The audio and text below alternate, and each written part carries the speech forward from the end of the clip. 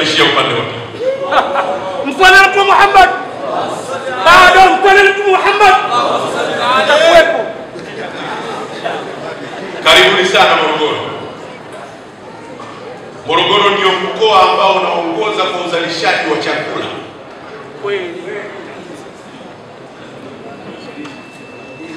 Morogoro tuna vivutio vingi vya utalii. Ukienda kwenye milima ya Uruguru, kuna panzi pekee na bendera ya taifa. Watafiti mpaka leo wanafanya utafiti kujua ilianza bendera ya taifa au walianza panzi. Hiyo ndio Morogoro. Asilimia kubwa ya watu wa Dar es Salaam na Pwani, vyanzo vyao vya maji viko Morogoro. Na Mheshimiwa Rais wa Jamhuri ya Muungano wa Tanzania Dr. Samia Suluhu Hassan anajenga bwawa kubwa sana, bwawa la Kidumu, ambalo lina uwezo wa kuhifadhi maji lita milioni 190 na lina uwezo wa kutiririsha maji kipindi cha kiangazi lita milioni 2. Liko Morogoro. Na lina uwezo wa kuzalisha umeme megawati 20. Bwawa hilo liko Morogoro. Mna kila sababu watu wa Dar es Salaam kuja Morogoro. Watu wa Dar es Salaam mnapenda sana mchele, mnapenda sana kwako. Sisi kule Morogoro, mbali na mchele tunaokuja, tunauleta, tunauza Dar es Salaam, tuna kivutio cha utalii cha mchele Morogoro. Tuna mchele Morogoro unaitwa Katule na Bwana. Huo Morogoro. Tuna mchele Morogoro unaitwa Shingo ya Mwali. Sasa Sheikh Alwalijongo, michele hii ukiipata na chengene za Mgeta na ukapata samaki Nduwalo, alafu ukapata vile vidizi vidogo wanaita ndizi kisukari, hatari yake ni kubwa sana.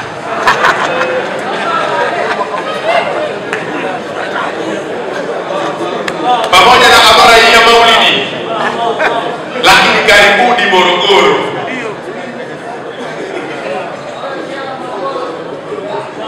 Marashi ya karafuu zamani tulikuwa tunayaona kwa kina watu bali mahali peke yao. Baada ya Zanzibar, visiwa vyake vya Unguja na Pemba, uzalishaji wa karafuu uko Morogoro. Halmashauri ya Morogoro, na tayari Mheshimiwa Rais wa Jamhuri ya Muungano wa Tanzania Dr. Samia Suluhu Hassan amejenga maghala maeneo ya Kinole, Tawa na pale Kiloma.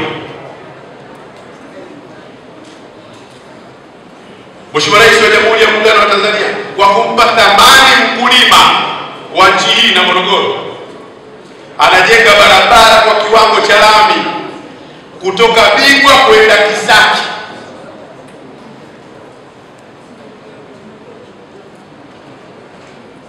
Kutoka Bigwa kwenda Kisaki. Anarahisisha wale ambao wanakwenda kununua na wakulima wanaolima mazao yao wapate soko, wasiwe na kisingizio cha miundombinu. Tuna kila sababu watu wa Morogoro, wa Tanzania, kumwombea na kumshukuru sana Dr. Samia Suluhu Hassan, Rais wa Jamhuri ya Muungano wa Tanzania. Wote tunafahamu namna nchi alipoipata, alivyoishika katika kipindi gani, lakini akasema kazi iendelee. Miradi aliyoikuta imeendelea na ameanzisha miradi mipya.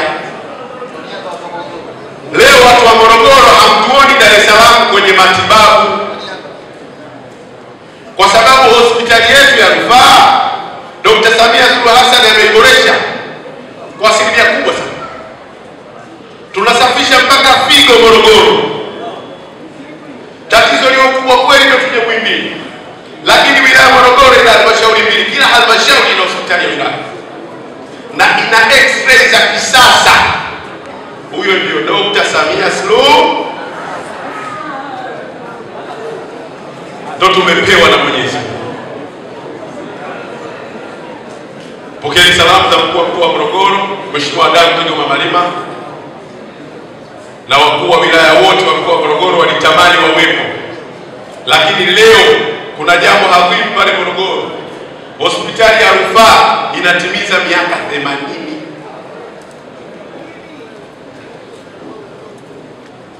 Karibuni sana Morogoro. Bei ya SGR inafanana na basi. Ni wajibu wako wewe kuchagua.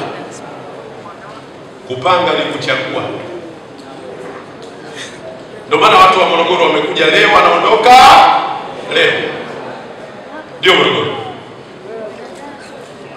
Baada ya kusema hayo, na ombi maalum kutoka kwa baba yangu mzazi Mzee Ramadhani Saidi Kilakala. Ameniambia unapokwenda kusema pale, muinue Masudi bin Adam Ahmad aje kusoma Qur'an. Kwa hiyo na mimi nafanya kama vile nilivyoamrishwa, na muinua Ustadh Masud bin Adam Ahmad Abdallah. Lakini mtambue tulikuwepo na waziri wa nchi, ofisi ya waziri mkuu, vijana, kazi, ajira, anayeshughulikia watu wenye ulemavu, Mheshimiwa Ridhiwani Kikwete. Tulikuwa naye mapema kwenye hadhara hii, lakini leo amepata dharura. Mheshimiwa Rais kuna jambo amemtuma, alikuwa na ndege ya saa 6:30, kwa alikuja akawa ameondoka mapema. Kwa hiyo Masudi bin Adam Ahmad Abdallah, falyatafadhali mashkura. Bwana, nimepokea amri hiyo ya Mzee Kilakala, lakini nilikuwa nazungumza na Sheikh Muharram, tutamkosa, anataka kuondoka baada ya dakika 5 au 6. Kwa hiyo mimi usomaji wangu wa dakika 2 au 3. Yale mambo ya kuanza bayati na masaba mimi nimemaliza siku hizi. Kwa hiyo nakuomba Sheikh Muharram, tusije kwa kukosa, njoo uanze wewe kwanza, alafu mimi nitasoma dakika 2. Tafadhali njoo.